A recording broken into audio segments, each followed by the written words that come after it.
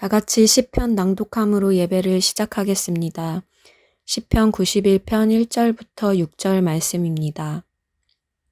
지존자의 은밀한 곳에 거주하며 전능자의 그늘 아래에 사는 자여, 나는 여호와를 향하여 말하기를 그는 나의 피난처요 나의 요새요 내가 의뢰하는 하나님이라 하리니, 이는 그가 너를 새 사냥꾼의 올무에서와 심한 전염병에서 건지실 것이미로다. 그가 너를 그의 깃으로 덮으시리니 내가 그의 날개 아래에 피하리로다.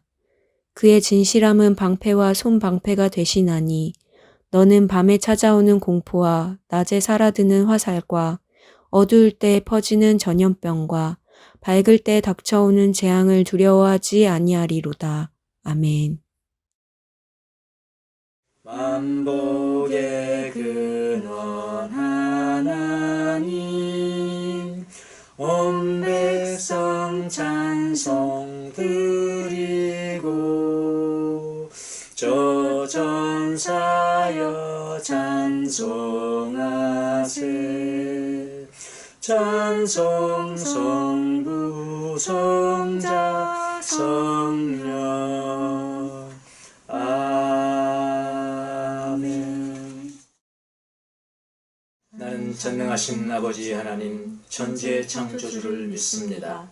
나는 그의 유일하신 아들 우리 주 예수 그리스도를 믿습니다. 그는 성령으로 잉태되어 동정녀 마리아에게서 나시고 본디오 빌라도에게 고난을 받아 십자가에 못 박혀 죽으시고 장사된 지 사흘 만에 죽은 자 가운데서 다시 살아나셨으며 하늘에 오르시어 전능하신 아버지 하나님 우편에 앉아 계시다가 거기로부터 살아있는 자와 죽은 자를 심판하러 오십니다. 나는 성령을 믿으며 거룩한 공교회와 성도의 교제와 죄를 용서받는 것과 몸의 부활과 영생을 믿습니다. 아멘. 다 같이 기도하겠습니다. 주님, 저희 밝은 교회를 세우시고 사랑하셔서 주님을 머리로 하는 교회로 세워주심에 감사합니다. 사랑의 구체적인 행함들을 고린도전서 가운데 알려주셨듯이 아는 것에서만 그치지 않고 행할 수 있도록 인도하여 주시고, 예수님께서 자신을 우리에게 내어주셨듯이 우리도 우리를 내어주어 섬길 수 있는 삶으로 인도하여 주십시오. 주님, 새로운 한 해가 시작되면서 밝은 교회 안에서 더 긍정적인 변화들이 있길 원합니다. 교육부서 자녀들이 예수님의 지혜로 자라나게 하시고 모든 성도들의 안전과 건강을 지켜주시고, 특별히 더 구하는 것은 우리의 믿음이 성장하길 원합니다. 스스로 나 자신을 바라볼 때에는 아무런 소망이 없으나 크신 하나님을 볼 때에 믿어지는 은혜로 우리 모두를 인도하시고 보호하여 주시옵소서. 크신 하나님께 찬양과 감사를 올려드립니다. 사랑이신 예수 그리스도의 이름으로 기도드렸습니다. 아멘. 우리의 기도를 들어주소서. 우리의 기도를 들어주소서.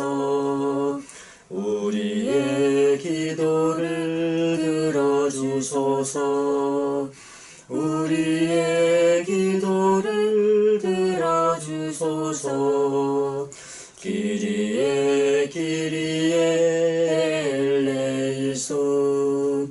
기리에 기리에 엘레이소. 기리에 기리에 엘레이소. 기리에 기리에 엘레이소.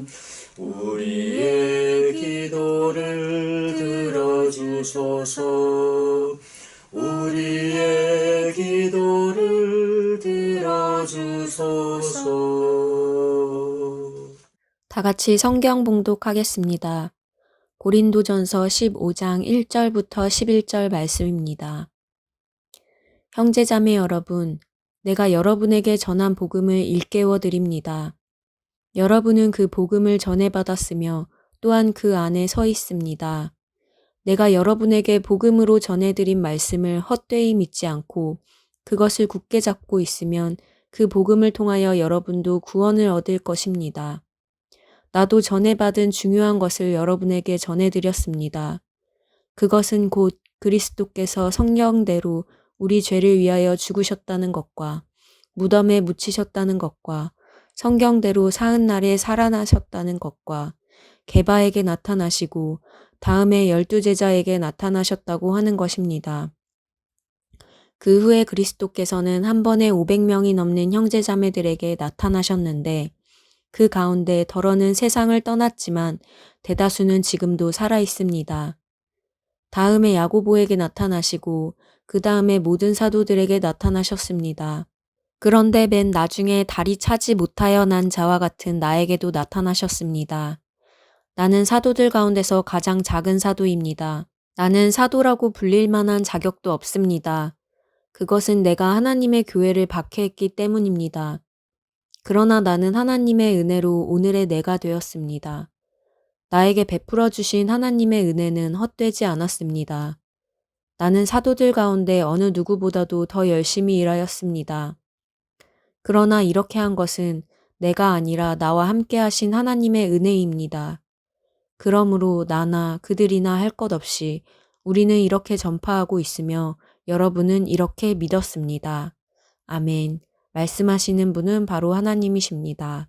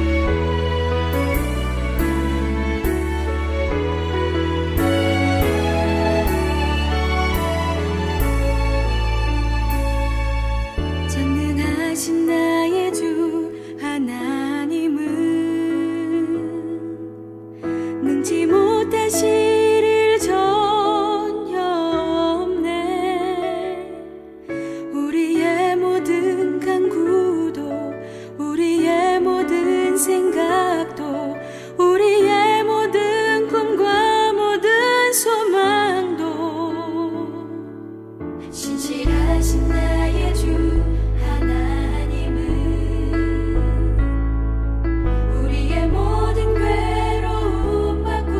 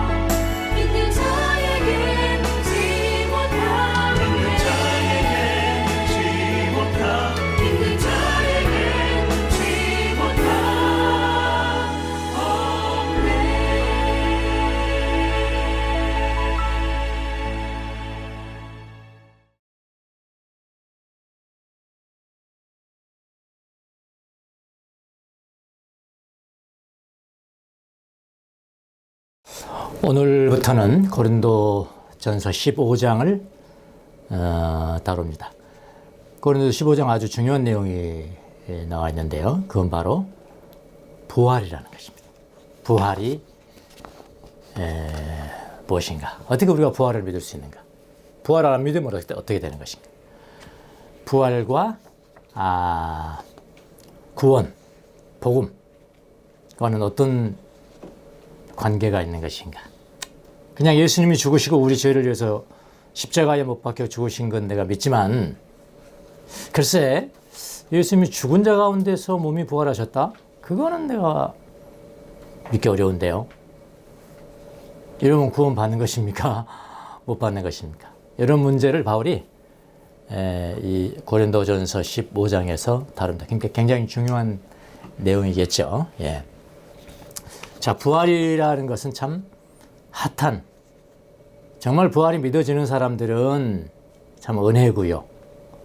은혜고 부활에 대해서 아주 스스럼없이 말할 수가 있지만은 교회 다니는 사람 중에도 바로 부활이 믿어지지 않은 사람이 많거든요. 그런 사람들한테 뭐 부활을 이야기하고 한다는 것은 저 어떻게 보면은 좀 답답한 주제이기도 합니다. 그래서 뭐 예수님 안 믿는 사람들, 예수님을 안 믿는 사람들이 부활이 없다. 야, 그런 게 어딨냐. 부활 그런 게 어딨냐. 이렇게 말하는 것은 그건 어떻게 보면 당연한 이의제기죠. 당연한 것이라고 하겠습니다만은, 근데 예수님을 믿는다고 하면서 뭐 교회도 다니고 예수님을 믿는다고 하면서 부활을 인정한다는 것은 좀 마음이 싹 동의가 안 되는 사람들이 태반이란 말이에요. 그렇지 않습니까, 여러분? 그렇다고 뭐 목사님 앞에서 교회 다니는 집사님이 나 부활 안 믿어요 하면 이거 역적되는 거 아닙니까? 그러니까 그렇게 말할 수도 없고 터놓고 이야기할 수도 없고, 근데 마음은 잘 안 믿어지고, 이런 사람들이 많이 있단 말입니다. 오늘날도 물론 우리 부근에 있습니다만은 2000년 전에도 마찬가지였습니다. 그것은요. 2000년 전에도 고린도 교회에도 있었고 어느 교회든지 다 있었습니다. 사실은. 자, 고린도 교인들 좀, 우리가 고린도 전서를 보고 있는 것이니까 그들 중에는요, 고린도 교인들의 특징이 뭡니까? 얼마나 은사받은 걸 자랑합니까? 은사받은 걸 자랑하고 은사받았다고 그러고 방언도 하고 예언도 하고 지식의 은사도 받았고, 그런 사람들이 얼마나 많았습니까? 그런데 죽은 자가 부활한다? 죽은 자의 몸이 부활한다? 몸이 부활한다? 이거는 불가능하다 라고 말했다 이 말입니다. 자, 고린도에 있는 교인들이 어떻게 죽은 사람의 부활을 인정하지 아니했는지, 그 사람들이 부활을 인정하지 않는 내용이 뭔지는 다음 주에 제가 말씀드릴게요. 오늘은 이제 부활을 이야기하면서 그 전에 아주 중요한 이야기를 하고 있거든요. 그러면서 이제 부활로 자연스럽게 넘어갑니다만은, 예. 그거 이제 고린도 교인들이 부활을 인정하지 않았는데 그 내용이 무엇인지는 다음 주에 제가 말하겠습니다만은, 그런데 바울은 예수님을 믿는다고 하면서도 부활을 부인하는 사람들에게 뭐라고 그랬냐면은, 예수님을 믿는다는 것은, 나 예수님 믿어 라고 하는 것은 뭐냐면은, 예수님이 나의 죄를 위해서 죽으셨을 뿐만 아니라, 플러스예요, 플러스 예수님이 죽은 자 가운데서 부활하셨다는 것을 믿는 것을 의미한다. 그리고 강조한 거예요. 그럼 둘 중에 하나라도 안 믿으면 그거 안 믿는 거 아니라, 예수님을 믿는다는 것은 뭐냐면은 예수님이 나의 죄를 위해서 죽으셨다는 것과, 이거는 다 잘 믿는 거예요. 플러스 예수님은 죽은 자 가운데서 부활하셨다. 하나님이 그 죽은 예수 그리스도를 살리셨다. 그것을 믿어야 이게 온전히 구원에 이르는 믿음이라 했다 이 말입니다. 그러면 나 예수님 믿는데 부활을 안 믿어 하는 건 잘못된 거죠. 그 이야기입니다. 그 이야기를. 그래서 복음이라는 것은 예수님이 우리 죄를 위해서 죽으셨다 아는 것뿐만 아니라 예수님이 죽은 자 가운데서 부활하셨다는 것을 믿어야 이게 온전한 복음이다. 이거 지금 오늘 전반부에서 15장 전반부에서 이걸 이야기를 하고 있거든요. 그래서 잘 아셔야 되잖아요. 복음에 대한 것이니까. 그 다음에 내가 구원 받았는지 안 받았는지, 어떻게 구원받는 거야? 구원이라는 이야기는 다 단어 알죠. 예수님이라는 단어도 알고 다 아는데 내가 어떻게 구원받은 거야? 구원의 내용이 뭔 거야 도대체? 이런 사람이 얼마나 많습니까? 자, 여러분은 왜 예수님을 믿으세요? 왜 예수님을 믿으시냐고요? 마누라가 믿어서 믿는가요? 그런 사람들 있죠? 뭐 남편이 믿어보자고 하니까 믿는 건가요? 그런 사람들도 있어요. 그런 거 아니잖아요. 진짜 예수님을 믿는 사람들은 예수님을 믿고 우리의 죄를 용서받고, 그렇죠? 우리의 죄를 용서받고 우리 영혼이 구원받기 위해서 믿는 거죠. 자, 그러면은 무엇을 믿어야 구원을 받는 것이죠? 그냥 예수 믿어요. 나 예수님 믿어요. 그렇게 말하면 되는 건가요? 그게 뭐 밑도 끝도 없는 겁니까? 나 예수님 믿어요. 예수님 믿어요라는 뜻이 뭐냐고요, 뜻이. 예수님 믿어요는 아는데 그 말이 뭐예요? 그게 무슨 말이에요? 그 내용을 모른다면 그게 무슨 내가 구원을 얻은 믿음이 있다라고 말할 수가 있겠습니까, 여러분? 그렇잖아요? 어떤 분은 얼마나 교회에서 열심을 내서 봉사를 하는지, 겉으로 보기에는 믿음이 아주 좋은 사람처럼 보입니다. 그런 사람들 많이 있습니다. 그런데 세월이 흐릅니다. 교회 다니지 세월이 흘러요. 어느 때부터인가 저 사람이 믿는 사람인지, 어느 때부터인가 저 사람이 믿는 사람인지 아닌지도 모를 정도로 믿음과는 전혀 관계없는 행동을 합니다. 많아요, 이런 사람들이. 자, 성경에서 이런 사람들의 믿음을 말했는데요. 오늘 우리가 봉독한 성경에서 이런 사람의 믿음을 뭐라고 한지 아십니까? 2절에 보니까 헛되이 믿는 자 이랬어요. 믿기는 믿어. 그런데 헛되이 믿어. 헛것을 믿어, 헛것을. 믿기는 믿는데 헛되이 믿는 자라고 이야기를 했고요. 또 다른 표현으로 바울이 뭐라고 썼냐면은 그 1절에 나옵니다. 그거는. 다른 말로는 복음 안에 든든히 서 있지 못한 자.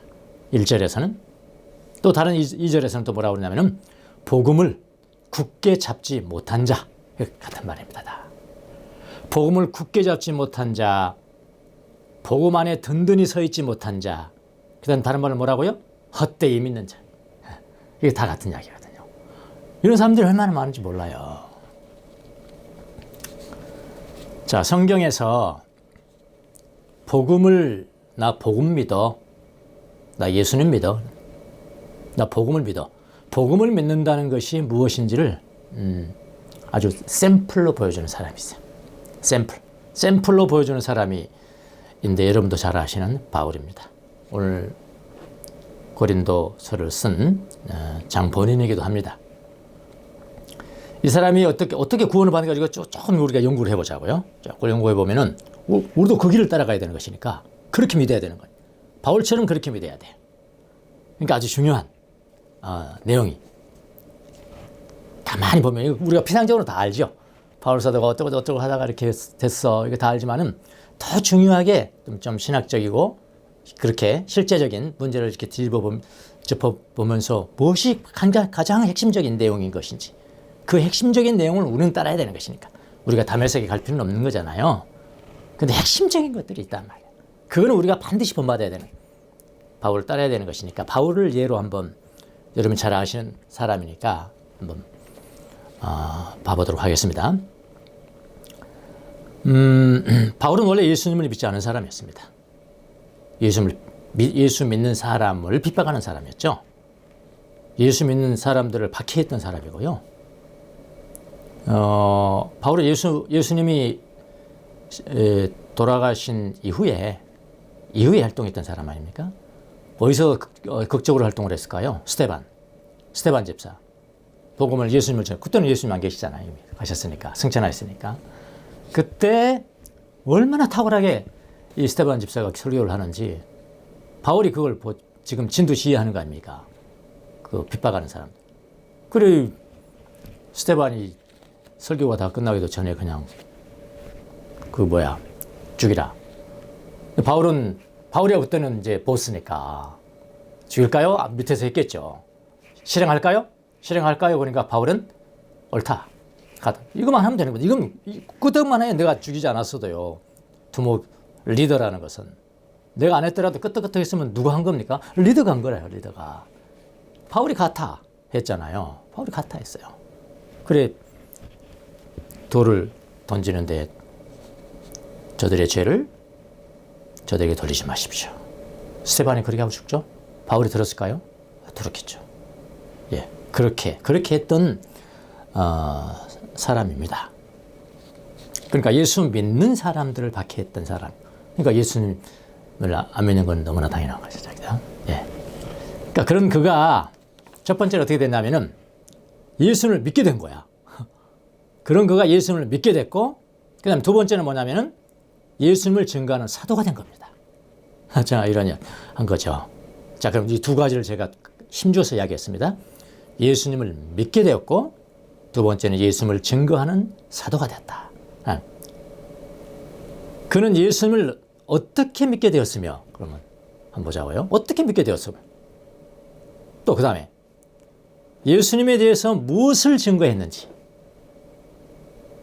누가 서울역에서 저런 예수님 믿으세요. 예수님 믿으세요. 그렇게만 한 거 아니지 않습니까? 바울이 그렇게만 했겠어요? 그럼 바울 사도가 아니죠. 무슨 내용을 전했을까? 내용을. 그렇잖아. 예수님을 믿게 됐어. 근데 그 다음에 사도가 돼서 내용을 전한 거야. 이거를. 그것이 뭐냐? 중요한 거잖아. 예? 무엇을 증거했는지 잘 살펴보면은 여러분과 저는 어떤 사람이 되어야 하는지를 비추어 보면 알 수 있어요. 바울이 했던 그 핵심적인 것을 내가 그 길을 걸어가고 있는가를 알 수가 있다고요. 자, 첫 번째 모습을 한번 보겠습니다. 바울은 유대인이죠. 예, 유대인 중에도 유대인이죠. 가말리엘의 문화생이니까 유대인 중에 유대인. 예수님 믿지 않는 건 너무나 당연한 거죠. 어떻게 인간을 하나님이라고 믿을 수가 있습니까? 하나님은 한 분뿐이신데 어떻게 삼위일체 하나님을 이해할 수가 있습니까? 인간의 생각으로. 이미 구약에 다 나와 있지만 하나님의 비추심이 아니면 그건 이해할 수가 없는 거거든요. 그러니까 자기 인간대로 하나님을 생각하고 인간대로 하나님을 해석하는 것. 하나님은 한 분이신 여호와 하나님 한 분이신. 그러니까 예수님 믿을 수가 없는 거죠, 사실은. 예수님이 메시아라는 것을 믿지를 않았어요. 예수님이 우리 죄를 위해서 죽으셨다. 그리고 부활하셨다라는 사실을 들어서는 알겠죠. 그렇죠? 들어봤을 거 아니에요. 연구했을 거 아니에요. 저놈들이 뭐라고 주장하는 거야 지금. 우리에게는 여호와 하나님 한 분뿐이신데 저 예수를 따르는 사람들은 다르게 이야기하고 있는 것 같이 생각이 들거든요. 그러니까 다 연구했을 거예요 지금요. 워낙 똑똑한 사람이지 않습니까? 연구해서 다 알아요. 예수 죽었다고, 죄를 위해서 죽었다고, 그 다음에 메시아라고, 부활하셨다는 사실, 이런 사실을 주장한단 말이에요. 저 사람 예수쟁이들이. 그걸 들어서 알고 있어요. 들어서 알고 있지만은 믿지 않았어요. 믿지 않았다는 건 뭡니까? 그들이 말하는 그 내용을 받아들이지 않았다. 예, 받아들이지 않았다. 그러니까 우리 믿는다는 용어 대신에 뭘 씁니까? 복음을 내가 accept했다. 그렇죠? 받아들였다. 그렇게 용어 쓰잖아요. 같은 이야기예요. 내가 복음을 받아들였다는 것은 내가 복음을 믿는다라는 이야기예요. 환영한다. 그런 이야기란 말이에요.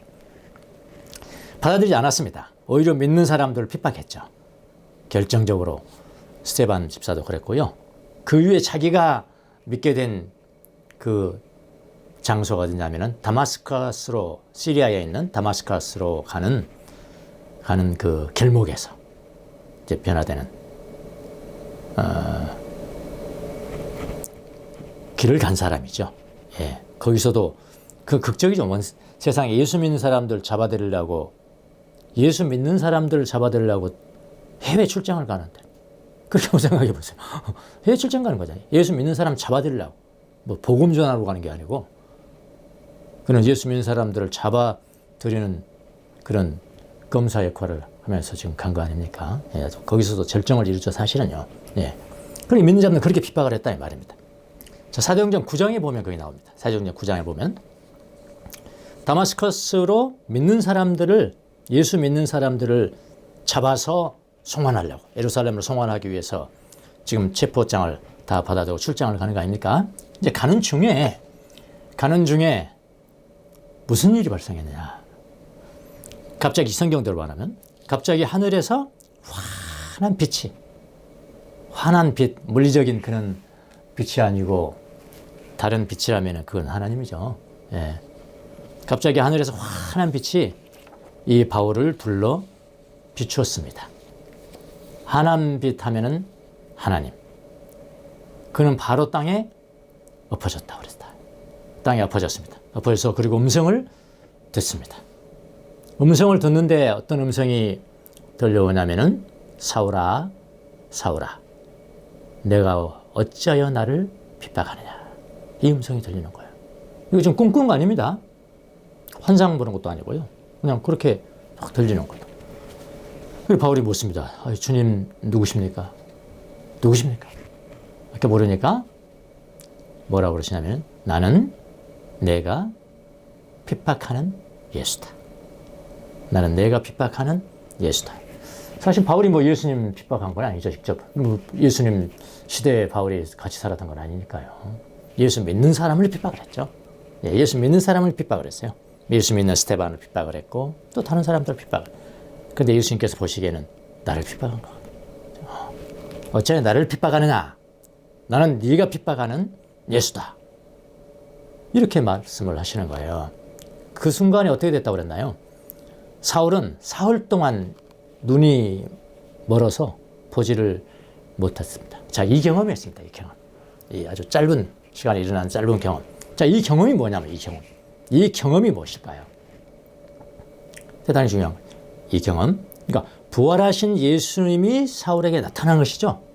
지금 그런 거잖아요. 자기 말씀을 하셨으니까 사울아 사울아 어째 내가 나를 핍박하는 누구십니까? 나는 네가 핍박하는 예수다. 그럼 지금 그분은 지금 부활하신 훨씬 승천하신 이유니까 부활하신 예수님이 나타난 거잖아요. 나타난 거라고요. 바울에게 나타난 거. 이야기를 가는 곳마다 합니다. 바울은. 나도 부활의 예수님 만났다. 12사도만 봤겠느냐? 나도 봤다. 12사도는 좀 일찍 태어났기 때문에 일찍 활동했기 때문에 예수님을 직접 봤지만 나는 조금 늦게 태어나서 그 담에서 가는데 친히 나한테 나타나지 않으셨냐? 나는 내가 핍박하는 예수다. 그렇게 조금 늦었어. 그래서 내가 만삭되지 못해서 태어난 사람이야. 만삭되지 못해서 된 나는 사도일 뿐이다. 그래서 나는 겸손할 수밖에 없고 그러나 누구보다도 내가 더 열심히 하는 사도라고 이야기를 하지 않습니까? 그러니까 부활하신 주님을 만난 경험인 거예요. 아시겠습니까? 이게 대단히 중요하단 말이에요. 그 경험이 뭐라고요? 부활하신 예수님이 사울에게 나타나신 경험. 일단 중요합니다. 사울이 노력해서 만난 것이 아니고요. 사울이 노력해서 만난 것이 아니고 부활하신 예수님이 사울에게 나타나신 것이에요. 그러니까 사울이 예수님을 만나지게 된 거예요. 수동태입니다. 예. 사울이 만난 거 아니에요. 언제 뭐 예수님 만나러 갔습니까? 사울이. 예수님이 만나줬죠. 만나지게 된 거죠. 자, 이 경험을 뭐라고 그러냐? 믿어졌다. 믿어졌다라고 하는 거예요. 그러니까 내가 믿는 것이 아니고요. 믿어졌다라고 이야기하는 겁니다. 그러니까 예수님을 믿는 사람은 어떤 경험이 있어야 된다고요? 믿어지는 경험이 있어야 돼요. 종류는 다 달라. 장소도 다르고 때도 다르고 방법도 달라. 어떤 사람이 이렇게 담에서 가서 음성을 듣고 어떤 사람은 다 달라요. 그러나 공통적인 것은 뭐냐면은 믿어지는 체험이에요. 믿어지는 체험. 네. 네. 바울이 지금 부활하신 예수님 만난 것, 이 경험을 믿어졌다라고 하는 거잖아요. 그때부터 믿었거든요, 사실. 믿었는데 그게 믿어진 것이 된 거예요. 믿어졌단 말이에요. 자, 믿어지는 것. 믿어지는 것이 바로 뭐냐? 바울의 이야기입니다. 이거는 그게 은혜예요. 은혜. 믿어졌다. 다른 조금 어려운 말로 해볼까요? 계시야, 계시. 신비야, 신비. 우리 기독교 신앙에는 나 예수는 믿어 라고 말하려면은 이거는 예외가 없습니다. 예외가. 누구든지 예수님이 믿어지는 은혜, 예수님이 믿어지는 계시를 어떻게 받아야 되는 거예요. 바울과 똑같은 경험이 아닐 수도 있어요. 바울과 똑같은 경험이 아니더라도 모든 사람은 이 믿어지는 은혜를 받으셔야 합니다. 그리고 오늘 설교 제목이 뭐예요? 믿어지는 은혜예요. 믿어지는 은혜라고요. 이 믿어지는 은혜를 받지 못하고 살아가면 어떻게 되냐? 그게 헛된 믿음이에요. 아시겠습니까? 헛된 믿음이에요. 자, 이거 바울이 다메섹에서 부활하신 예수님을 만난 경험. 하나님이 만나게 하셨다 그랬잖아요. 예수님을. 그러니까 이거는 내 힘으로 안 되는 거고 누구의 힘으로? 하나님의 은혜. 그냥 믿어져 버렸어. 그게 은혜야, 은혜. 예. 내 힘으로 할 수 없는 거, 그냥 거저 받은 거, 그게 은혜야, 은혜. 이거 첫 번째 경험입니다. 바울의 경험입니다. 그다음 두 번째, 바울이 이 믿어지는 은혜를 받은 후에, 믿어지는 은혜를 받은 후에 어떻게 됐나요? 여러분 잘 아시잖아요. 평생 예수님을 증거하는 증인의 삶을 삽니다. 무엇을 증거했을까요? 뭘 증거했을까요? 예수 믿으세요. 예수 믿으세요. 서울역 앞에서 이거 했을까요? 그렇게만 증거했을까요? 아니에요. 여러분 잘 아시나요? 어떻게 성경 한 권, 그 신약 성경의 3분의 2 같은 바울이 다 쓴 편지 아닙니까? 거기 증거가 예수 믿으세요. 예수 믿으세요. 그겁니까? 아니잖아요. 그는 자기가 믿는 그 믿음의 대상이 무엇인지를 분명히 했습니다.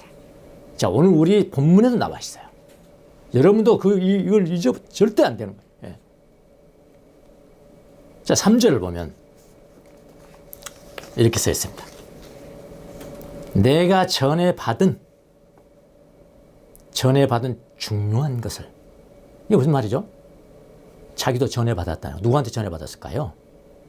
사도들한테 또 전에 받았겠죠? 이미 예수님과 함께 일했던 사도들 있잖아요. 그 12사도는 아니잖아요, 바울은. 예. 그런 사람들이 또 전해주는 거예요, 그러니까 내가 전해받은 중요한 것을 나도 여러분에게 전해드렸습니다. 내가 전해받은 것을 고린도에서 나도 여러분에게 전해드렸습니다. 그랬잖아요. 내가 전해받았다고 했는데 다른 사도들에게서 전해받았겠죠? 그 전해받은 거, 들은 거. 전해받은 것을 고린도 교인들이 그대로 아주 중요한 거니까. 그게 복음이라니까요. 예, 전해받은 그 중요한 복음을 나도 전해드렸는데 이 전해받은 것을 고린도 교인들이 그대로 전했다. 이걸 뭐라고 그래요? 앞에 내 선배들한테 전해받은 것을 내가 다 이해하고 다 깨닫고 내가 다 받고 그 다음에 내 후손들에게 또 그대로 전해줘. 전승 그러잖아. 전승 받았다. 그러니까 예, 전승이라고 하는 거죠. 그래서 복음이라는 것은 복음 이야기할 때는 복음은 믿어지는 은혜가 있어야 된다고 그랬죠. 믿어지는 은혜, 하늘로부터 그냥 수직적이에요. 수직적. 믿어지는 은혜가 있는데 그것은 하나님만이 주시는 거예요. 계시야, 계시. 그게. 복음은 계시가 있고 그 다음에 전에 내려와야 온 것을 내가 받아가지고 다시 또 전해줘야 되는 내용이 있어. 전승이야, 전승. 계시와 전승 양면이 있어요. 바울이 이 양면을 다 이야기합니다. 특별히 갈라디아서 2장 이하를 보면요. 뭐라고 그러냐면 내가 사람에게 받았냐? 이래요. 복음이라는 것은 내가 사람으로 받았냐? 아니야, 하나님 나한테 직접 준 거야. 그런데 여기는 또 뭐라고 그래? 내가 전해받았다. 그렇죠? 사람에게 전해받았다는 거야. 중요한 거. 갈라디아에서 말하는 건 뭐예요? 계시야, 계시. 은혜를 지금 이야기하는 거야. 여기서 지금 말하는 건 뭐예요? 전승이야, 전승. 복음에는 계시와 전승 이 양면이 있는 거예요. 양면이. 자, 그러면 전승이 뭔가? 그 전해받은 중요한 것이 뭐냐면, 그게 3절 5절 나오잖아요. 3절 5절. 여러분 이거 오늘 복음 잘 들어야 돼요. 어떻게 구원받았으면 몰라요. 지금 10년 20년 다닌데도 복음이 뭔지 몰라요. 뭔지 몰라. 그냥 예수님 말해보면 되는 거. 아니 안 돼요. 그렇게 말하면. 전해받은 게 뭐냐면 3절 5절에 나옵니다. 첫 번째 전해받은 게 뭐냐. 그리스도께서, 성경 그대로 되어 있겠습니다. 그리스도께서 성경대로, 여기 성경은 뭘까요? 구약 성경이겠죠. 구약에 다 성경 다 예언된 대로 그런 얘기예요. 그리스도께서 성경대로 우리 죄를 위하여 죽으셨다는 것. 첫 번째고, 성경 그대로입니다. 두 번째는 뭐냐면, 그리고 무덤에 묻히셨다는 것. 죽으셨으니까 무덤에 묻히셨죠, 당연히. 무덤에 묻히셨다는 두 번째입니다. 그 다음에 세 번째는 또 뭐냐면은, 여기는 성경대로. 성경대로 사흘째 되는 날에 살아나셨다는 것. 일어서게 되셨다는 게 수동태로 되어 있어요. 이 성경에 수동태가 나오면 거의 신적인 수동태예요. 하나님을 거의 언급할 수 없기 때문에 by God인데 그건 생각해버리는 거예요. 하나님에 의해서 일으킴을 받은 부활되셨다는 것. 뭘대로? 성경대로. 누가요? 그리스도가. 이게 부활. 성경대로 사흘째 되는 날 살아나셨다는 것. 부활하셨다는 것. 네 번째, 그게 세 번째고요. 네 번째는 그 다음에 뭐냐면 부활하신 이후에 베드로에게 나타나시고 12제자에게 나타나시고 그리고 쭉 나가면서 만삭되지 못한 나에게도 다메섹에서 나타나시고 그랬거든요. 왜 이야기를 할까요? 나타나셨다는 이야기를 할까요? 사도가 되려면은 이제 성경 지금 이제 사도가 그런 건 없습니다만 그 당시에 사도가 되려면 12사도만 사도가 아니고요. 두 가지를 갖춰야 돼요. 하나는 예수님의 부활을 지금 목격해야 돼. 예수님의 부활을 목격하는 경험이 있어야 되고, 그다음 그것만 가지고 안 돼요. 그러니까 예수님의 부활을 목격한 사람이 뭐 12제자만 있겠어요. 또 많잖아요, 더. 근데 다 예수님을 보긴 했지만 그 다 사도라고 불리진 않았죠. 12사도보다 더 많은 사도들이 있긴 하지만은 다 사도라고 부르진 않았단 말이에요. 왜냐면은 사도라고 부르려면은 부활의 주님을 목격해야 되고, 첫 번째는. 두 번째는 뭡니까? 예수님을 인정하셔야 돼. 너는 사도다 하는 것은 뭐냐면은 나를 증거하는 사람이 될 것이다. 이렇게 됐거든요. 직접 임명해야 돼. 바울도 그렇게 했을까요? 했잖아요. 아나니아에게 직접 말씀해 줬잖아요. 그는 내 이름을 이방인에게 증거하는 증인이 될 것이다. 했거든요. 그럼 사도죠. 바울 사도도 사도인데, 바울은 육체로 오신 예수님과 직접 다니진 않았기 때문에 이미 그 당시에는 다메섹에서 변화되기 전에는 이미 사도 그룹이 다 형성되어 있는 거예요, 사실은요. 근데 바울이 뭐 직접 만나는 거 아닌데 진짜 부활하신 예수를 만났기 때문에 그건 똑같다. 그냥 똑같다. 그거는 나에게 나타나신 거야, 부활하신. 그렇게 주장을 했고, 그 다음에 아나니아를 통해서 이방인에게 내 이름을 증거하기 위해서 얼마나 고난을 받아야 될 사람인지 인정했거든요. 사도예요. 그런데 그 다른 사도들하고 좀 다르잖아요. 그러니까 바울도 그렇게 이야기하는 거예요. 나야 뭐 만삭되지 않아서 태어난 사람 같은 그런 사도야. 맞아. 나 별볼일 없어. 그런데 내가 한 가지 내가 자랑할 것이 있어. 내가 어떤 사도보다도 내가 고생했고, 어떤 사도보다도 내가 게으르지 않고 열심을 내었고, 그리스도 이름을 위해서 내가 했다. 그거는 뭐 두말하면 잔소리지. 그렇게 자신 있게 살았단 말이에요. 그러니까 네 가지입니다. 네 가지. 하나, 그냥 외우세요. 복음의 내용입니다. 첫 번째는 뭐라고요? 성경대로 그리스도께서 우리의 죄를 위해서 죽으셨고, 죽으셨으니까 두 번째는 뭐예요? 무덤에 묻히셨고, 세 번째, 그다음 무덤에 묻히셨으니까 그 다음에 단계는 뭐예요? 부활이잖아요. 성경대로는 꼭 붙여야 돼요. 성경대로 부활하셨고 해도 되고, 살리셨고, 그래서 살려주심을 받았고, 살려주심을 받았으니까 그 다음에 어떻게 돼요? 사람들에게 나타나야 되지. 다른 사람들에게, 게바한테 보이시고, 12제자에게 보이시고, 바울에게도 보이시고. 그러면 지금 여러분 생각해 보세요. 그럼 계속 성경 쓰인다. 지금 여러분에게도 나타나시고 저에게도 나타나시고 이게 되냐면 나에게도 나타나셨고 부활하신 주님이 그렇게 이루어지는 거예요. 그러니까 1번, 2번, 3번, 4번이 있는데 2번 더 추격한다면 2번이라는 것은 1번이 있기 때문이에요. 맞죠? 2번이라는 것은 1번이 있기 때문이잖아요. 그래서 나의 죄를 위해서 죽으셨고 묻히셨고 그러니까 그건 생략해도 돼요. 더 중요한 것은 1번이에요. 그 다음에 3번, 4번. 4번도 마찬가지 4번도 3번이 있기 때문에 4번이 있는 거잖아요. 그러니까 1번, 3번이 가장 중요한 핵심이잖아.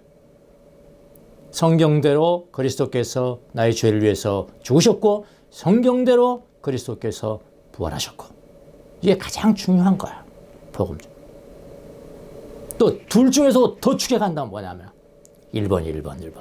성경대로 그리스도께서 우리의 죄를 위해서 죽으셨는데 그리스도는 그건 하나님이시라는 거예요.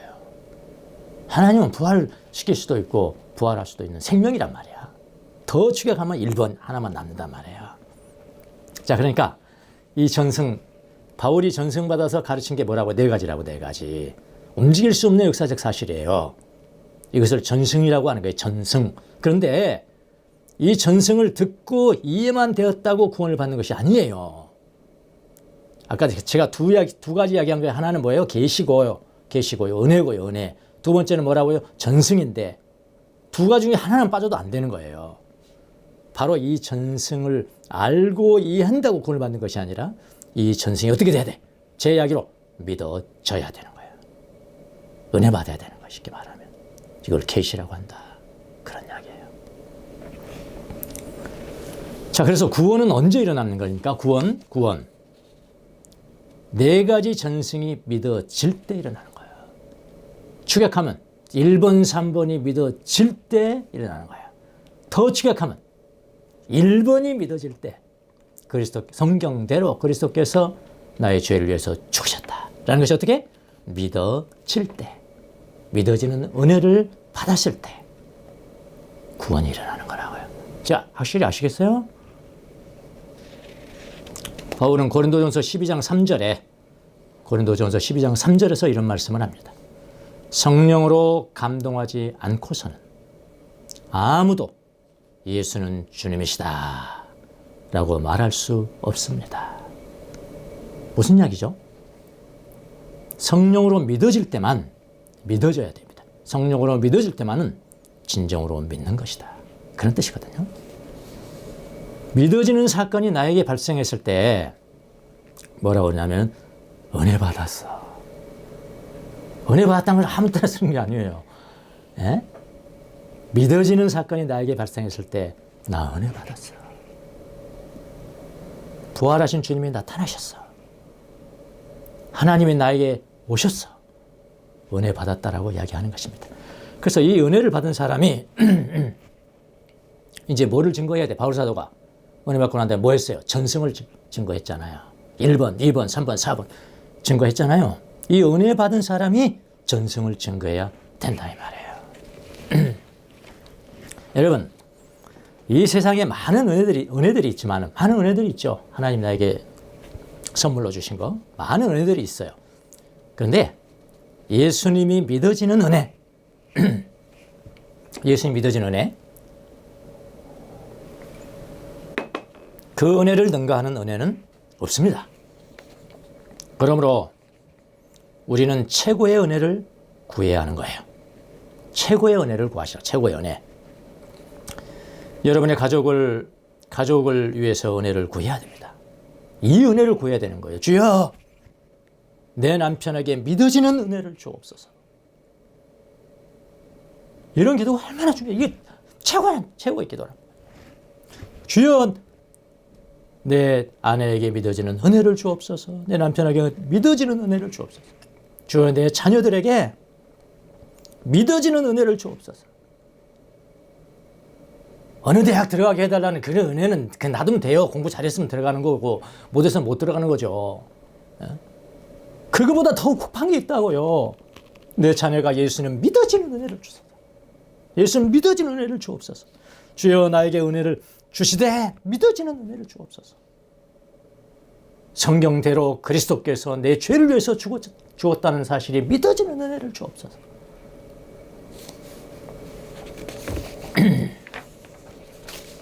이게 얼마나 중요한지 모릅니다. 근데 은혜가 뭔지도 모르고 무엇이 중요한지도 모르고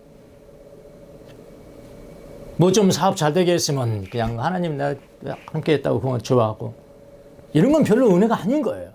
예수 믿어지는 은혜. 그래서는 안 됩니다. 자, 좀 조금 더 들어가 보겠습니다. 제가 두 가지 의미를 이야기했잖아요. 전승과 은혜라고 그랬잖아요. 전승과 은혜. 전승과 믿어지는 은혜. 아까 계시. 하나님이 나를 찾아왔다는 거예요. 전승과 믿어지는 은혜가 여러분 시간적으로 차이가 날 수가 있어요. 시간적으로 차이가 날 수가 있습니다. 어떤 사람은요, 이 전승을 전에 듣자마자 믿어지는 은혜를 받은 사람들이 있습니다. 제가 제 할렐루야 검사했었죠? 검사와 여제수 이야기 했었잖아요. 그때 검사가 전승을 전하는 거예요. 전승을 제가 전해요. 그리스도께서 당신의 죄를 위해서 죽으셨습니다. 이게 성경에 나와 있어요. 성경에. 그리고 하나님이 그를 살리셨어요. 이게 전승을 쭉 전하는 거잖아요. 전하는데 그것을 따라하면서 막 눈물을 흘리기 시작하는데 그게 무슨 이야기죠? 믿어지는 은혜를 받은 거예요. 그러니까 전승과 은혜가 동시에 있는 사람이 있어. 그런 사람 얼마나 좋겠어. 그렇죠? 진짜 전도해본 사람은 알아요. 개인 전도를 많이 해본 사람은 이런 사건들이 많이 있거든요. 복음 전하고 딱 한번 따라서 해보세요. 이거 저거 하여튼 뭐 이렇게 뭐 사형이 이렇게 하는 사람들도 있고 뭐 CWT로 뭐 하는 사람도 있고 하지만은 핵심은 뭡니까 지금? 핵심 아까 제가 말했던 4가지 전승이거든요. 그걸 어떻게 요리해서 전했냐 그것이에요. 바울의 핵심은 그거예요. 그거를 이렇게 전하는데 그걸 전해 듣고 처음 듣자마자 믿어져 버리는 거예요. 그건 최고죠. 사실 어떻게 보면 최고입니다. 그런 경험들이 많아요. 그러니까 여러분 전도하러 다닐 때 왜 이 사람은 저렇게 일어나는데 이 사람은 안 일어나지? 이렇게 맹탕맹탕하지? 그렇게 말할 필요 없어요. 사람 따라 다 다른 거예요. 그건 하나님의 손안에 달려있는 겁니다. 그러니까 전승을 전하고 그가 언제 내일 믿을지 그건 알 수 없는 거예요. 근데 하여튼 시간적으로 봤을 때 전승과 믿어지는 은혜가 동시에 일어나는 사람도 있다는 거. 동시에 임하면 얼마나 좋겠어요. 예, 동시에 믿어지는 은혜가 임하는 것입니다. 또 어떤 사람은 이제 동시에 일어나지 않는 사람도 많이 있어요. 오히려 이런 사람들이 더 많지 않겠는가 생각이 들어요. 그래서 개인 전도하는 사람들은 동시에 일어나지 않는다고 여러분 좌절하면 안 돼요.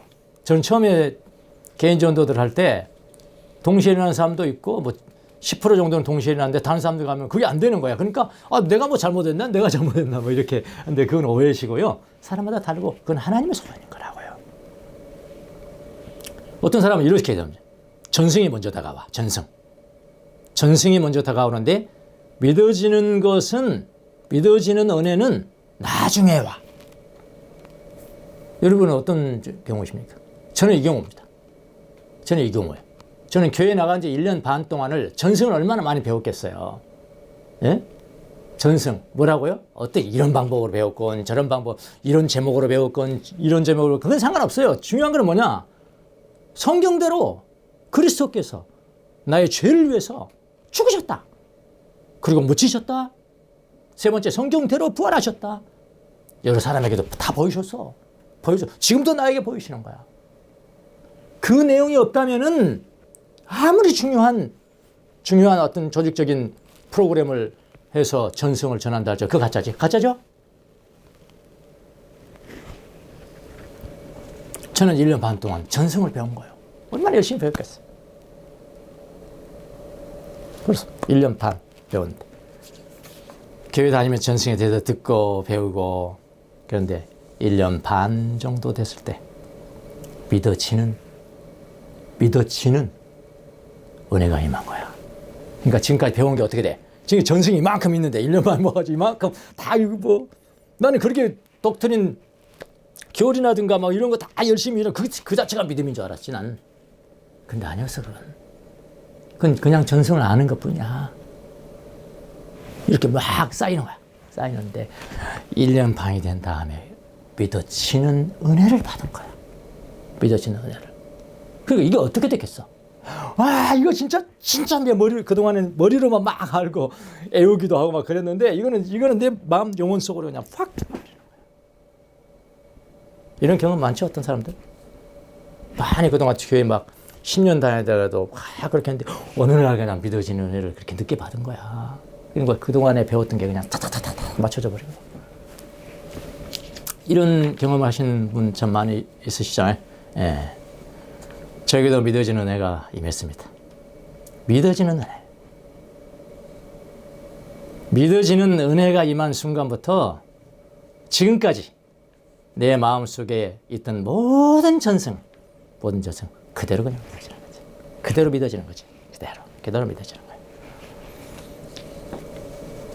예. 자, 동시에 임하는 사람도 있고 최고고 이거 뭐 최고. 그렇지 않더라도 내가 전승을 그동안에 쭉 인정 받았는데 1년이 되고 2년이 되고 3년이 되고 10년이 된 이후에도 은혜 받은 사람이 있거든요. 믿어지는 은혜. 그런 사람도 있고요. 그 다음에 또 사람에 따라서 또 달라요. 사람에 따라서 어떤 사람은요, 믿어지는 은혜가 먼저야. 믿어지는 은혜가 먼저고, 전승은 어떻게? 나중에 와요. 오늘 예로 누구를 들 수 있을까요? 바울도 마찬가지죠? 바울 마찬가지예요. 예, 전승에서 이제 들어보긴 했지만, 그가 연구하겠습니까? 뭐? 그리스도가 성경도 살았다고 내가 한번 연구해 볼 거야. 그게 지금 그럴 마음이 있겠냐고요. 그냥 핍박하고 죽이고 하는데. 근데 그냥 은혜가 먼저 임한 거예요. 은혜가. 믿어지는 은혜가 먼저 임한 겁니다. 전승은 나중인 사람, 그게 바울입니다. 어떤 사람은요, 이렇게 믿는 사람도 있어요. 말하면 여러분이 다 아시는 유명한 사람이다만. 자기는 뭐, 그러니까 예수는 믿으러 어느 기도원을 간 것이 아니고 누구 찾으러 간 거야. 응? 누구를 찾으러 이제 기도원 갔다 오니까 기도원에 가서 빨리 내려오라고 해야 될 거 아니겠어요. 그런데 찾으려고 하는데 뭐 기도원 문을 열었대. 예? 기도원 문을 딱 열고 누구 이렇게 찾으려고 그랬는데 기도원 문을 여는데 눈물이 쏟아지기 시작하는데 갑자기 눈물이 쏟아지기 시작하는데 이게 뭡니까? 믿어지는 은혜가 먼저 임한 겁니다. 그 다음부터는 어떻게 해야 되겠어? 아, 내가 뭘 믿는 거지? 응? 내가 뭘 믿는 거야? 그러면서 그 믿은 대상을 연구해야 될 거 아니겠어요? 그게 전승이야, 전승. 얼마나 열심히 하겠어요? 얼마나 열심히 배우겠냐고, 그런 사람. 예, 그렇게. 어쨌든, 이 믿어지는 은혜와 전승이 동시에 오는 사람도 있고, 전승이 나중인 사람도 있고, 은혜가 나중인 사람도 다 있어요. 사람마다 다 달라요. 다 다르지만 우리 모두는 우리 모두는 믿어지는 은혜를 받아야 합니다. 이게 중요하단 말이에요. 이 은혜는 가장 기본적이고요. 가장 기본적이고 본질적인 축복이에요. 뭐라고요? 본질적이라고요. 자, 이 은혜를 받은 사람은요, 세월이 가면서 일시적으로 넘어질 수 있어요. 넘어집니다. 예수님 믿어진 사람은 뭐, 안 넘어집니까? 다 넘어져요. 넘어질 수는 있지만은, 결국에는 일어서요. 참 신기하죠. 왜냐하면 그 은혜, 그 믿어지는 은혜는 그런 능력이 있거든요. 부활하신 주님을 믿는 그런 믿음의 능력 아닙니까? 막 넘어지기도 하고, 하지만, 또 일어서요. 다윗도 그랬어요, 여러분, 다윗도. 다시 얼마나 하나님을 잘 믿는 사람입니까? 그런데도 나중에 다 가버리고. 간음하고 살인죄를 지지만 그럼에도 불구하고 그는 결국은 돌아오죠. 그러면서 노래합니다. 주께서 베푸신 구원의 기쁨을 회복시켜 주세요. 구원의 기쁨이 뭡니까? 믿어지는 은혜 아닙니까? 그 경험을 했거든요, 이 사람. 마치 이 믿어지는 은혜는요, 믿어지는 은혜는 이게 준비하면서 뭐가 생각나냐면은 마라의 쓴물, 출애굽기 15장 22절 이하에 나오는 마라의 쓴물 있죠, 마라에. 광야에서 물을 먹으려고 그러는데 물이 쓴 거예요. 물이 쓴 거예요. 순물을 어떻게 먹습니까? 그 많은 물이 있는데도 못 먹어. 하나님 모세에게 이야기해 주죠. 나뭇가지를 가르치면 돼. 나뭇가지를 꺾어서 물에 던져라. 던졌더니 쓴물이 어떻게 변해버렸어? 단물이 돼버린 거야. 단물이 돼버린 거야. 그게 딱 생각이 나는 거야. 그와 같구나. 믿어지는 은혜라는 것은 나뭇가지야, 나뭇가지. 내 인생의 모든 인생이, 내 인생이라는 것 자체가 나 쓴물이었는데 처음 믿어지는 은혜를 받은 나뭇가지. 나뭇가지 십자가 아닌가? 하여튼 저 나뭇가지를 들어오니 믿어지는 은혜를 받으니 내 인생이 단물이 됩니다. 이렇게 중요합니다. 믿어지는 은혜. 아시겠습니까? 그리스도께서 성경대로 나의 죄를 위해서 죽으셨고 무덤에 묻히셨고 성경대로 그리스도께서 부활하셨고 그 이후에 게바에게 나타나시고 12제자에게 나타나시고 지금도 나에게 나타나신다. 이 전생인데 이게 믿어지는 은혜. 믿어지는 은혜가 먼저 오든 나중에 오든 혹은 뭐 같이 오든 상관이 없어요. 그거는. 그런데 반드시 있어야 돼. 그래야 그 헛된 믿음이 아니라고요. 여러분, 나 그런데 그런 믿음 은혜를 받아본 적이 없는데 믿어져 본 그런 은혜 찡하니 사람이 다 달라요. 하여튼 뭐라고 말하겠습니까? 바울은 하나 예일 뿐이에요. 다마스커스에서 지금 어찌하여 네가 나를 핍박하나 나는 내가 핍박하는 예수다. 그 바울에게만 그건 해당되는 거예요. 모든 사람에게 달라요. 그런데 자기는 알아. 내가 그때부터 믿어졌어. 그때부터 믿어졌어. 어떻게 성령님이 강함하여서 믿어졌어. 나 그때 믿어. 그게 그야? 그게 믿어지는 은혜라는 거야. 그게 믿어지는 은혜. 맞아. 그 이후에는 내가 절대로 예수님을 부인할 수가 없었어. 절대로 부인할 수가 없었어. 내가 곁길로 나아갔지만 다시 돌아왔고 그랬어. 나에게 그 경험이 있어. 그 경험이 있어. 그게 인간이 말이야. 여러분, 그게 믿어지는 은혜는 모든 사람에게 적용. 만약 그게 없다? 근데 내가 전승은 알아. 그거 배웠거든요. 헛된 믿음일 수 있어요. 견고하게 서지를 못해. 견고하게 붙들지를 못해. 헛된 믿음이 될 수 있거든요.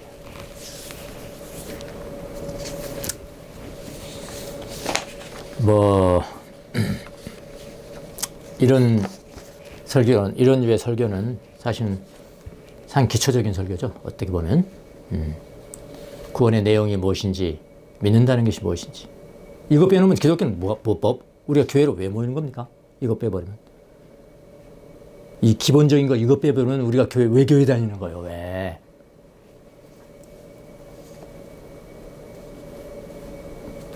기본이라는 이야기는 쉽다는 이야기가 아니고요. 그냥 경하다는 이야기가 아니고요. 기본이라는 게 가장 중요하다는 이야기예요. 가장 본질적이라는 이야기예요. 없으면 안 되는 거예요. 저는 우리 바른교회에 속해 있는 모든 성도들이 여러분이 다 잘 살 수 있었으면 좋겠습니다만 제가 그렇게 빌어줄 능력이 없습니다. 여러분 다 좋은 대학 들어가고 좋은 권세 얻고 좋은 자리 얻으면 좋겠습니다만 그것까지는 제가 다 생각하면서 기도해줄 여력이 없습니다. 그거 말고요. 저는 한 가지 여러분을 위해서 기도하고 싶은 게 있습니다. 그게 뭔지 아십니까? 믿어지는 은혜를 주옵소서. 우리에게 몸담고 있는 사랑하는 성도들 한 사람도 이 믿어지는 은혜, 믿어지는 은혜를 받지 않고 헛된 믿음을 가지고 살아가는 사람이 한 사람도 없게 해주세요. 그 은혜를 구하는 것, 여러분을 위해서 구하고 기도하는 것은 제가 약속할 수 있습니다. 그리고 여러분들 그 은혜를 반드시 받으셔야 합니다. 나가도록 하겠습니다. 그리스도께서 성경대로 우리 죄를 위해서 죽으셨다는 것, 그 다음에 무덤에 묻히셨다는 것, 세 번째는 성경대로 사흘째 되는 날에 살아나셨다는 것, 그 다음에 게바에게 보이고 12제자에 보이고 바울에게 보이고, 이 사실, 4개의 사실, 축약하면 2개, 더 축약하면 첫 번째예요. 이거는 전승된 역사적 사실이에요. 역사적 사실. 근데 구원은 언제 일어나느냐? 이 사실이 믿어질 때 구원이 일어나는 거예요. 그렇죠? 기본은 쉬워야 되는 거예요. 근데 믿어지는 은혜, 이게 하나님의 몫이라 이 말입니다, 여러분. 그래서 종교예요, 종교.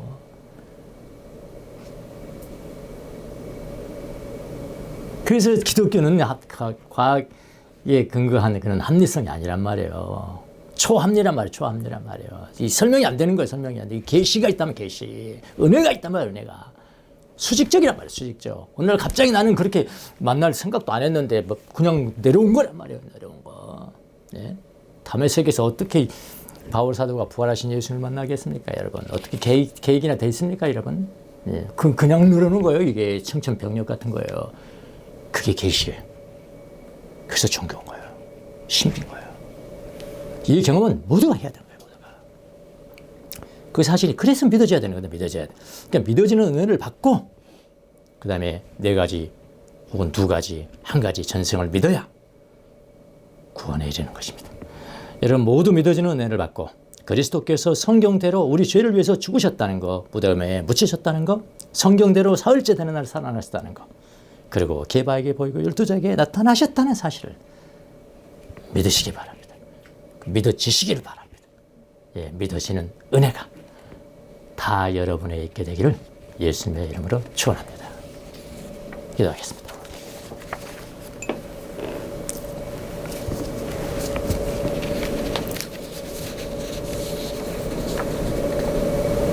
조용히 눈을 감고 한번 여러분을 생각해 보시기 바랍니다. 여러분의 믿음은 무엇입니까? 단지 예수님이 여기서 태어나셔서 어떻게 죽으시고 그런 것만 단지 내 머리로 아는 정도의 믿음이십니까? 헛된 믿음일 수 있습니다. 우리의 믿음이 헛된 믿음이 되지 않기 위해서는 믿어지는 은혜를 받으셔야 합니다. 바울도 그랬고 예수 믿는 누구들도 다 그랬습니다. 그 은혜는 반드시 받아야 되는 겁니다.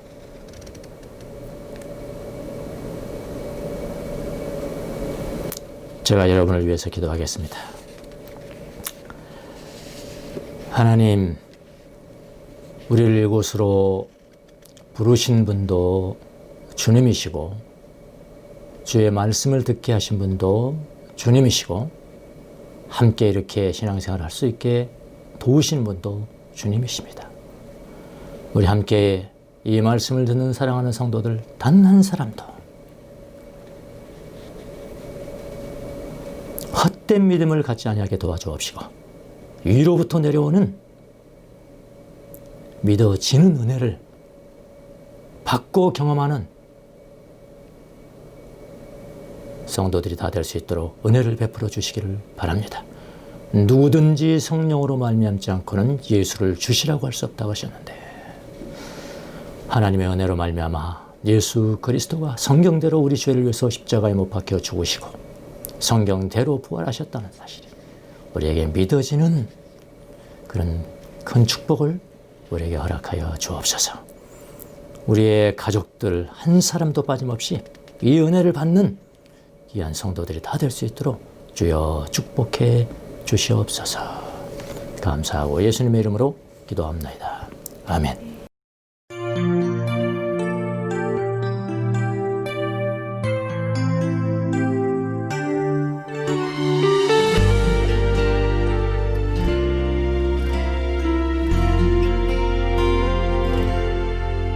내가 지금까지 지내온 것은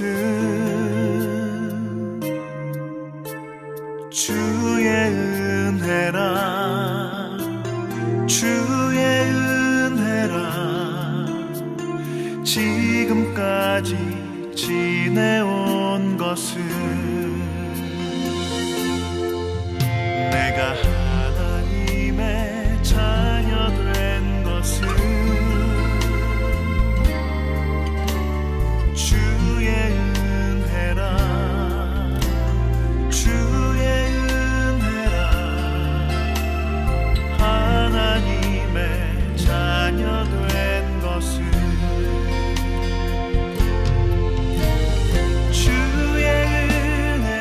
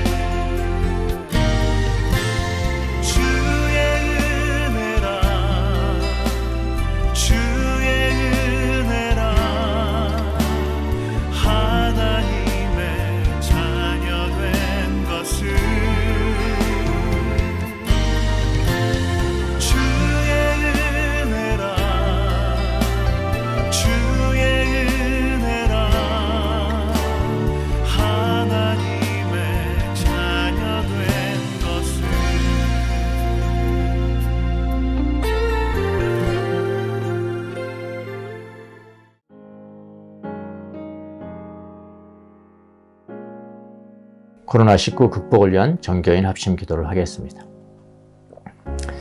자비로우신 하나님 아버지, 코로나19 확산으로 혼란과 불안 속에 있는 저희와 함께하여 주십시오. 어려움 속에서도 내면의 평화를 잃지 않고 기도하도록 지켜주시고 각자의 삶의 자리에서 최선을 다할 수 있도록 인도하여 주십시오. 코로나19 감염으로 고통받는 사람들에게 치유의 은혜를 내려주시고 이들을 헌신적으로 돌보고 있는 의료진들과 가족들을 축복하여 주십시오. 코로나19로 세상을 떠난 분들의 유족들의 슬픔을 위로하여 주십시오. 국가 지도자들에게 지혜와 용기를 내려주시고 현장에서 위험을 감수하며 헌신하고 있는 관계자들을 보호하여 주십시오. 특별히 더 큰 위험에 노출되고 가난하고 소외된 사회적 약자들을 우리 교회가 더 잘 돌볼 수 있도록 도와주십시오. 어려운 시기를 극복하고자 힘쓰는 저희 모두가 이웃의 존엄, 사랑과 연대의 중요성을 더 깊이 깨닫게 하시고 배려와 돌봄으로 희망을 나누는 공동체로 거듭나는 은혜를 내려주십시오. 우리를 구원하신 예수 그리스도의 이름으로 기도합니다. 아멘.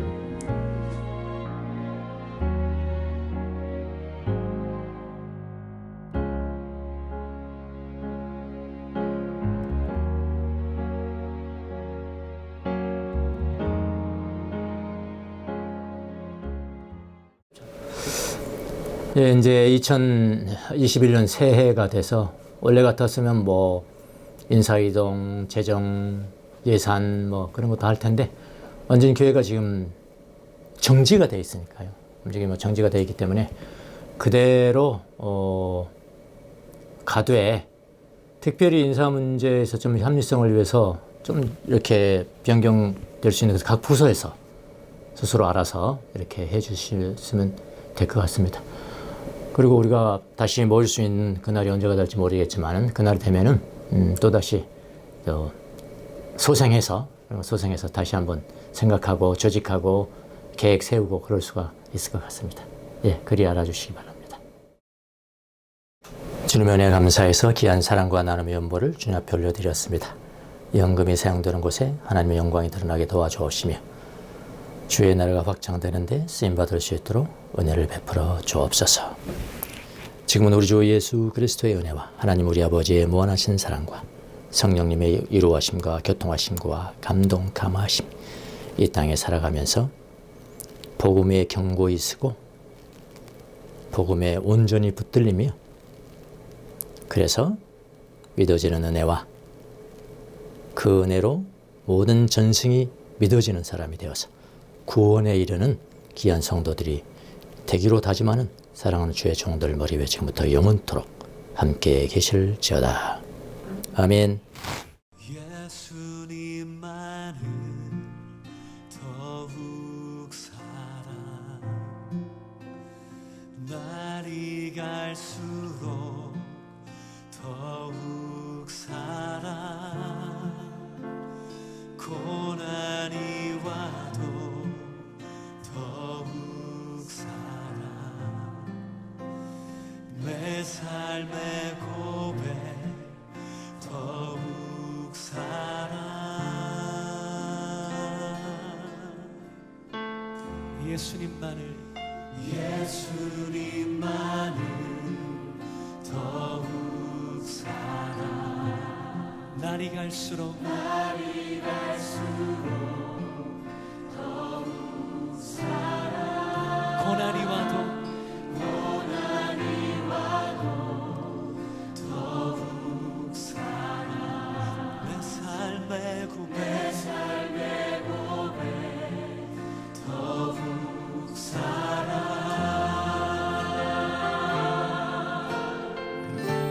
주님 한 분만 더욱 사랑 그 무엇보다 더욱 사랑 그 누구보다